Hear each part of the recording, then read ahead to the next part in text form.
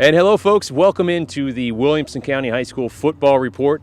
We're already in week 4 now. My name's Charles Pulliam with the Williamson Herald, joined by our behind-the-scenes guru, Josh Vardaman. Josh, another fun week of high school football in week 3. Yeah, as you said, Charles, I can't believe we're already to week 4. We're a month into the season. We got some big matchups this week. It's going to be an exciting one. Right away, one of those big matchups. We've been fortunate here, Williamson County teams. We've seen 2 games featuring an all-Williamson County battle in each of the last couple weeks here, and we get another one here. Page, a Class 5A team traveling to Ravenwood, a Class 6A team. The 5th-ranked Raptors are going to be hosting a tough Patriots team this week. Yeah, it will be a tough matchup. The Raptors won't have an easy one with the Patriots coming in this week. It is their home opener. They've had 3 away games to start off the season, and 2 of those being rivalry matchups with Centennial and Franklin. Brian Garcia, junior quarterback, threw for 212 yards and 3 touchdowns last week in a win. And Shane Craig and Andrew Mason, also both juniors, his 2 best wideouts on the end. They'll be really tough for the Page Patriots to handle this week. Well, that's Coach Matt Daniels coming in here. He's got a young squad here. We've seen this almost exact same team last year as well, but Ravenwood coming in with a lot of juniors out there and at the skill positions, which is just kind of fun to see. They rally for the third time, I want to say, but they rallied past Centennial in week 1. They tip Siegel in week 2 and then rally for a 24-20 win at Franklin in week 3. It's just been quite the run here by the Raptors. Yes, it has. Every game, like you said, has been close. And they are 2-0 in that district or in that region, so that's a good start for them. But Page is coming in here also 3-0, 1-0 in Region 5A. They've also had a lot of close games. Every game that they've played in and won so far has been by 8 points or less, so this could be another close, interesting game. Page coming off a big win at Franklin County in their Region 5A opener last week. Also, another all-county matchup will be down at Summit. The Spartans will be hosting a Nolensville team, in which is another one of those kind of budding rivalry games here. Nolensville is going to have Page and Summit as teams. I think we're going to see them play week in and week out. But what are you kind of seeing from this matchup? You know, this will be a really interesting one because Summit has that rushing attack, like we've mentioned over the past few weeks, led by George Odemegwu. But Nolensville has quite the offense themselves coming in, especially if Brandon Wharton is back at quarterback. Last game out, they beat Spring Hill 41-6 in kind of a redemption game after they lost to Page by a score of 38-35. Of course, one of those great matchups from week 2. And, you know, this Nolensville team, you mentioned quarterback Brandon Wharton there, actually just committed here recently to Murray State, so a big commitment there from Wharton. But at the same time, Colton Dooley has just ran it up here. I think 10 touchdowns on the season so far. Yeah, and that's what's going to make this really interesting with this matchup is the 2 rushing attacks from both teams. Nolensville so far has looked really good on offense, scored over 40 points last week, and they've scored 117 points in this season.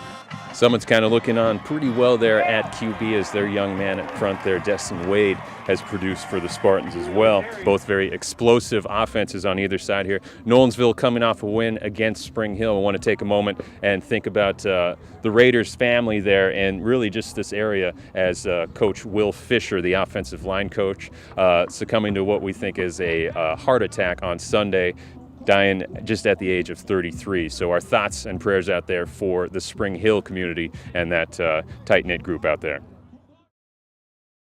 Want to do a quick look in here now as we scoot to Cane Ridge. The 6th-ranked Ravens are going to be hosting a Centennial team that just exploded onto the map here last week. Yes, they did, and that offense, I think they went for over 700 yards against Independence last week in their first win of the season. You were there, and I think you have a little bit better of an idea than I do of how explosive that team looked. And there were just gaudy numbers out there. It was a 62-40 victory for Centennial. The Region 6, 6A Williamson County matchup against Independence. First time they had beaten the Eagles in 5 tries. A big part of that, Jeriel Wilson, 23 carries, 276 yards, and 4 touchdowns. Jeriel, our actual Gateway Tire Player of the Week with that performance. He had 2 touchdowns in the 4th quarter alone, a 95-second span. He runs one in from 1 yard out and then breaks loose for a 73-yarder less than 2 minutes later. Just an impressive performance from the Austin P commit there. His quarterback, Grayson Marcel, 22 of 31, 395 yards, 4 touchdowns and an interception. Ashari Hainsworth, 11 catches, 210 yards, 3 touchdowns receiving. Just video game-like numbers. On the other side, Nathan Sisko for Independence. He threw for 403 yards and 2 touchdowns.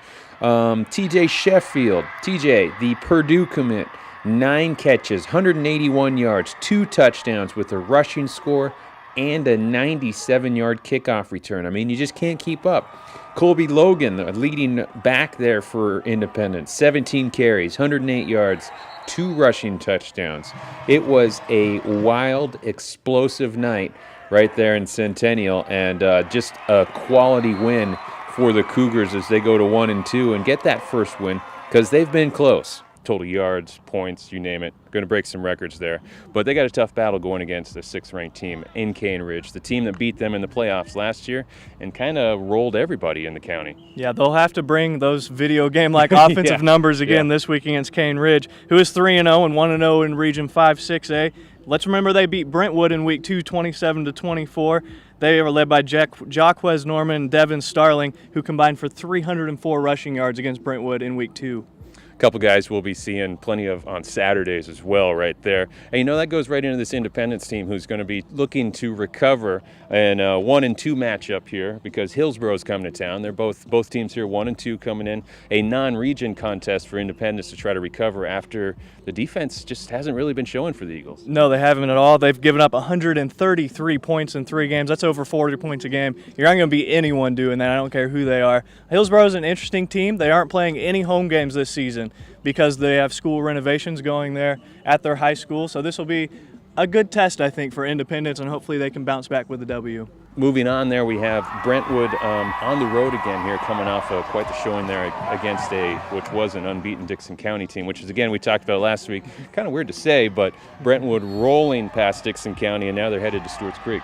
It's just another Brentwood win against Dixon County. It seems like every time they play, Brentwood's on the upper end of a 35-point win or something like that. It was a good bounce back for them, like we said earlier, coming back from a loss against Cane Ridge 27-24. Cade Granzow had 113 yards and a touchdown, and he's looked really good so far. Chase Bishop had 95 yards, caught the touchdown from him in that win. Senior Jordan Nicholas has been really good so far this season, also 275 yards and 7 rushing touchdowns in just 3 games. You mentioned Granzow, just a sophomore stepping in there at quarterback for Brentwood. Just it's kind of neat to see as you get that confidence building when you're a young QB like that. It is. It's really nice to play a team like Dixon County early on in the season also, so you can get some more rhythm and stuff like that going into a big game here against Stewart's Creek, who has played some shoddy opponents so far, but they are 2-1, so I mean they've won the games they needed to win. And that's Brentwood actually getting some votes here in the last 6A AP poll as well there. So another look in, though, we want to go to Franklin at McGavock. So Franklin coming off their second game this season where they've kind of had that second half lead and just unable to close the deal, losing 24-20 at home to break in that new turf against Ravenwood last week. Now they're going to be traveling to McGavock. Yeah, this will be an interesting game. McGavock hasn't looked great this season either, also at 1-2. But they did beat Antioch last week 28-0. Not sure what that says about McGavock because Antioch is not the best team in the region by any means. But this will be an interesting game, I think, against two 1-2 teams. I think Franklin might have the better quarterback, so I might give the Rebels a nod here. Josh Nicholas leading the way there for the Rebels, and Franklin actually able to get the ball moving on the ground a little bit more there too. Matt Gaka leading the way, had 94 yards rushing against Ravenwood. Scooting down to Fairview, it's a good matchup there as Waverly is coming to battle the Yellow Jackets at home. Yeah, this will be a really good one because Waverly is one of the class programs of Class 2A in this state. Since head coach Matt McConnell was hired there in 2014, they've really turned into a power, made it deep in the playoffs just about every single year. But Fairview has something with that offense with sophomore Logan Nardozzi. He could be a budding star in the works right now. He has 334 rushing yards and 3 touchdowns on the season. And just to add to Cam Harris-Lusk, who's having a tremendous senior season so far. We go back to that Week 1 battle of 840. 28-20 was the score there as the Patriots able to beat Fairview. But the offense for the Yellow Jackets actually outgained Page in that game, and that offense has just been rolling. Yeah, like you said, they outgained them in that game. They're going to outgain a lot of people this season with, like I said, Nardozzi and then Cam Harris-Lusk working as a wide receiver kind of running back combo. He so far this season has 168 rushing yards, 249 receiving yards. He's already scored 10 touchdowns through 3 games. Some big performances there from the early going there. Want to travel to Christ Presbyterian Academy, where the Lions are coming off a big win against a tough Smyrna team, and they have another tough team coming in here in Pearl Cone. It's one of those old school rivalries from Class 3A. CPA, of course, moved over to Division II starting with last season.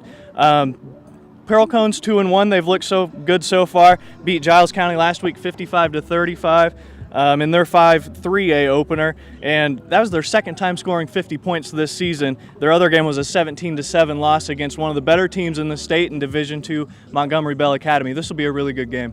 I always kind of enjoy watching Coach Ingle Martin's scheduling year to year, because he always puts on some real circled games where, man, I want to see that one. Mm-hmm. And, of course, this one leading right into a matchup against Battleground Academy next week. But for now, the Wildcats will be at home as well, and they're hosting Boyd Buchanan. Well, just another game, just another win, it looks like, for BGA coming up. Boyd Buchanan 0-3 on the season. They've combined to be outscored 149-20 points so far this season, so I wouldn't think it'll be too much for Nick Simptonfelter. Got you there. The junior quarterback so far thrown for 819 yards and 9 touchdowns. I would expect them to move the ball pretty easily this week. Nick's done a very good job leading that offense, like you mentioned there. I think his quarterback rating's at like a 140.5 or so for that junior Valparaiso. He's already, well, I almost said commit. He's got an offer, one of many coming from Nick probably there. Brentwood Academy, the 3-time defending champs, are going to start their first of 2 straight weeks here. We're going to be playing an out-of-state opponent. Brentwood Academy will be hosting International School of Broward out of Hollywood, Florida. Not really sure what we're going to see out of them, but I know that Brentwood Academy is going to show them a heck of a running game. Definitely. We've seen some great things there from Tamario Pleasant.